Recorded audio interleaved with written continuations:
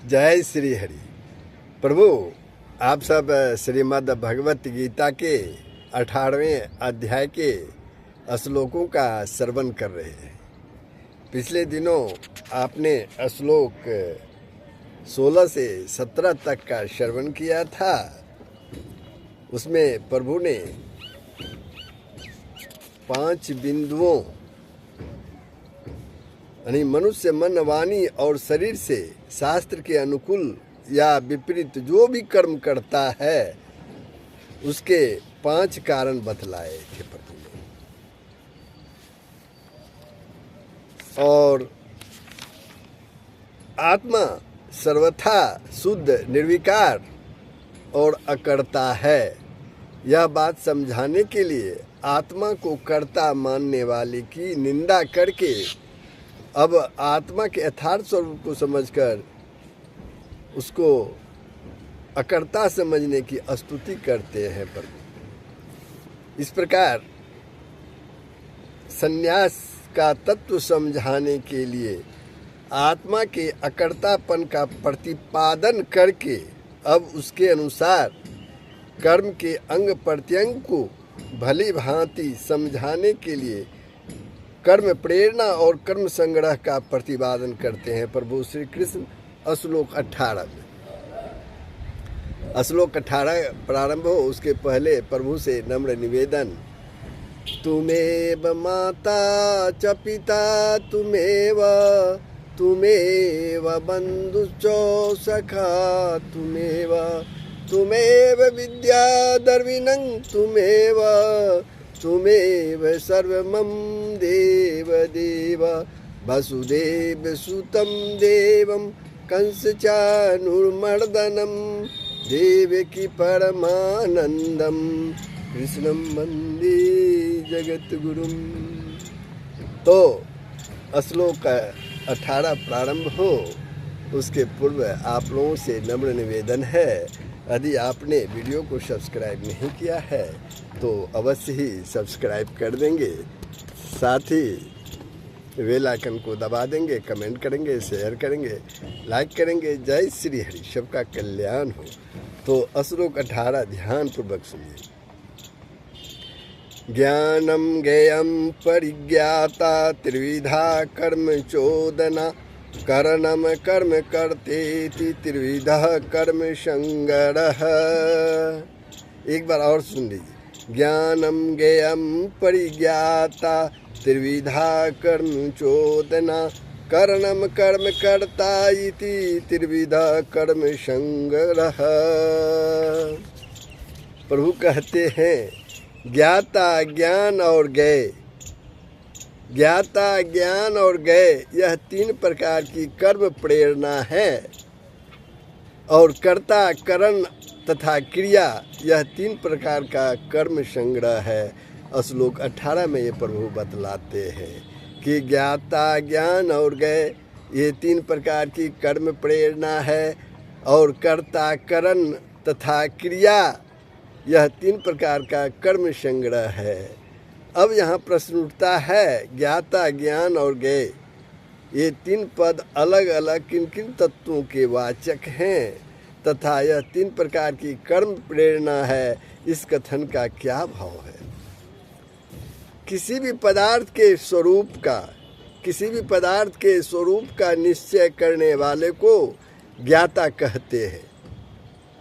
वह जिस वृत्ति के द्वारा वस्तु के स्वरूप का निश्चय करता है उसका नाम ज्ञान है।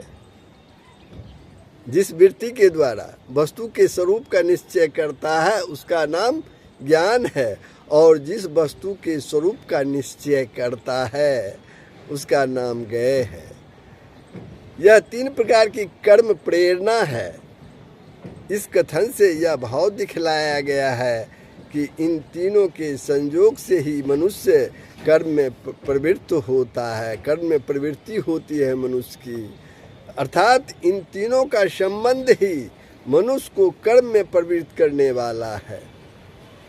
क्योंकि जब अधिकारी मनुष्य ज्ञान वृत्ति द्वारा यह निश्चय कर लेता है कि अमुक अमुक वस्तुओं द्वारा अमुक प्रकार से अमुक कर्म मुझे करना है, तभी उसकी इस कर्म से प्रवृत्ति होती है।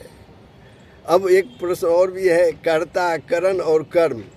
कर्ता, कर्म, करण और कर्म, ये तीनों पद भी आया है इस श्लोक में।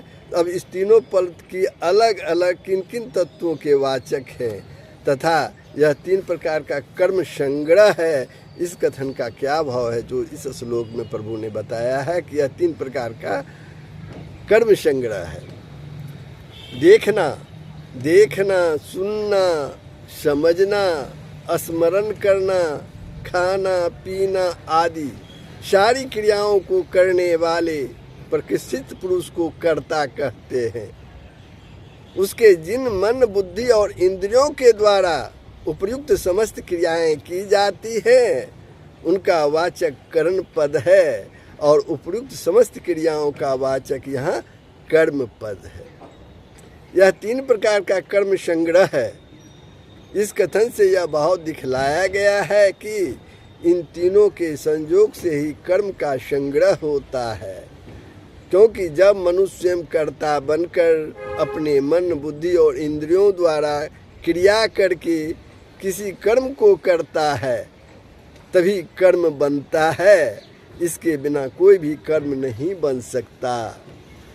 14वें श्लोक में जो कर्म की सिद्धि के अधिष्ठान आदि 5 हेतु बतलाए गए हैं, 5 कारण बतलाए गए हैं, उनमें अधिष्ठान और दैव को छोड़कर शेष तीनों को कर्म संग्रह नाम दिया गया है, क्योंकि इन 5 में भी उपर्युक्त 3 हेतु ही मुख्य है।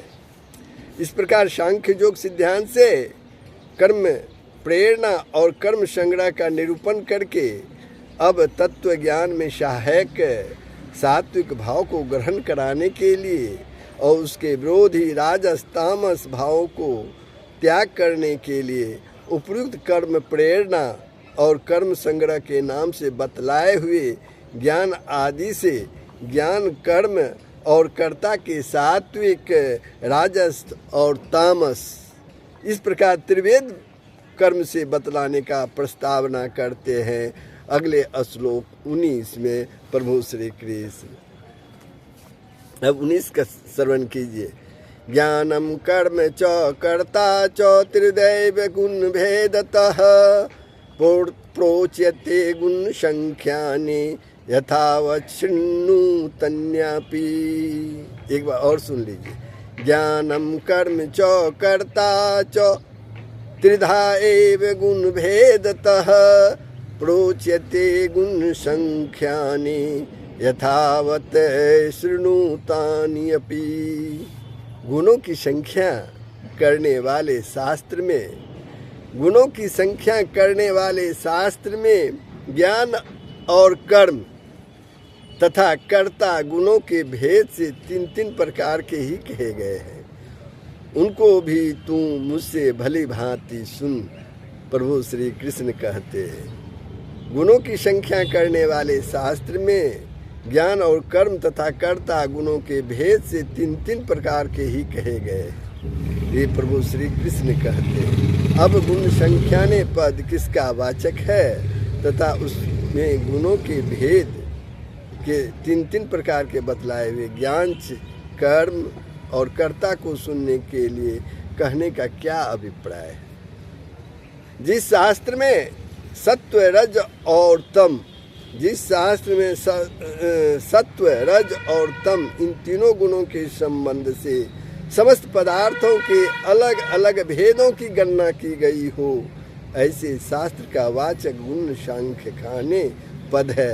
अतः उसमें बतलाए हुए गुणों के भेद से 3 प्रकार के ज्ञान, कर्म और कर्ता को सुनने के लिए कहकर भगवान ने उस शास्त्र, उस विषय में, उस शास्त्र को उस विषय में आदर दिया है और कहे जाने वाले उपदेश को ध्यान पूर्वक सुनने के लिए अर्जुन को सावधान किया है।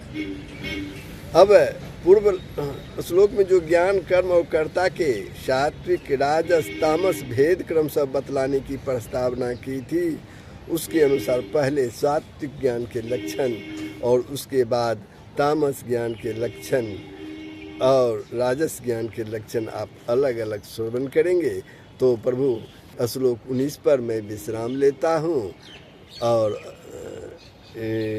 आपको ये प्रसंग कैसा लगा, आप अपने मंतव्य जो है, अपने विचार जो है कमेंट बॉक्स में ज़रूर ही लिखेंगे, शेयर करेंगे, लाइक करेंगे। जय श्री हरि, सबका कल्याण हो।